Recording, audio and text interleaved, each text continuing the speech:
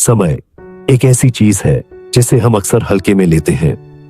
हम में से अधिकांश लोग इसे अनदेखा करते हैं, यह सोचकर कि हमारे पास हमेशा समय होगा।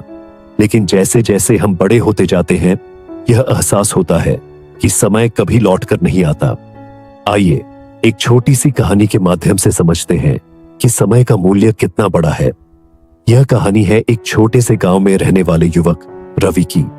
रवि एक साधारण लड़का था जो अपनी जिंदगी में उतना गंभीर नहीं था। वह हमेशा यही सोचता था कि समय कभी खत्म नहीं होगा। वह अपनी पढ़ाई, अपने परिवार और अपने दोस्तों के साथ समय बिताकर खुश रहता था। उसे लगता था कि अभी बहुत समय है, कल कर लेंगे, परंतु उसे यह एहसास नहीं था कि वक्त बहुत कीमती होता है।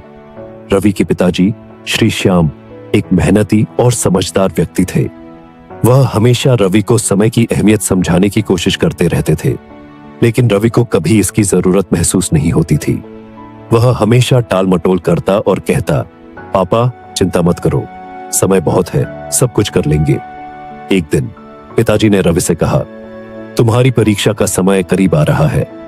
अगर तुम अब समय का सही उपयोग नहीं करोगे तो बाद में पछताओगे। रवि हंसी में टालते हुए बोला, पापा मुझे सब आता है, मुझे चिंता करने की कोई बात नहीं है, अभी समय बहुत है। लेकिन जैसे जैसे दिन बीतते गए, रवि ने समय को अनदेखा किया और अपनी पढ़ाई में ढिलाई बरतता रहा। वह दोस्तों के साथ समय बिताता, मनोरंजन करता और जो करना चाहिए था वह कल पर टालता रहा। वह सोचता था कि परीक्षा में किसी तरह सब कुछ ठीक हो जाएगा, लेकिन समय अपनी रफ्तार से चलता रहा।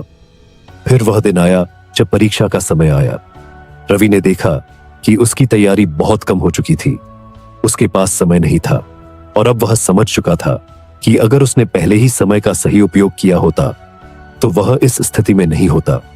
वह घबराया हुआ था और उसे महसूस हुआ कि वह कितना गलत था।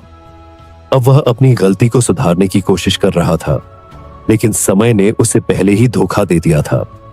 रवि ने रातों रात तैयारी की, लेकिन जिस समय उसने गंवा दिया था वह कभी वापस नहीं आ सकता था।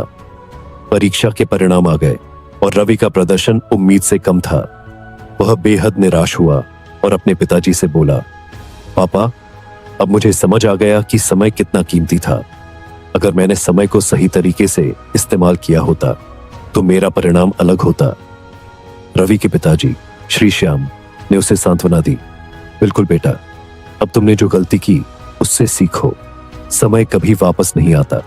जब तक तुम समय की कद्र नहीं करोगे तब तक तुम्हें यही परिणाम मिलते रहेंगे।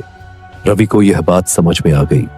उसने ठान लिया कि वह अब समय की कद्र करेगा और उसे कभी व्यर्थ नहीं जाने देगा।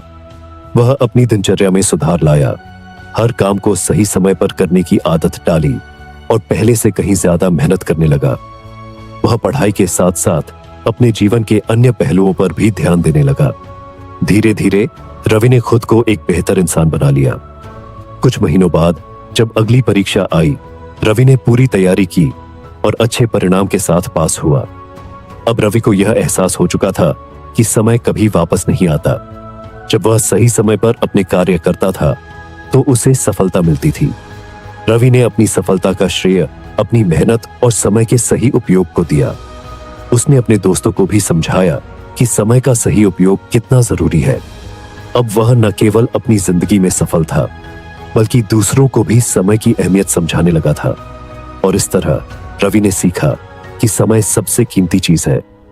इसे कभी हल्के में मत लो, क्योंकि एक बार अगर समय निकल गया तो वह वापस नहीं आता।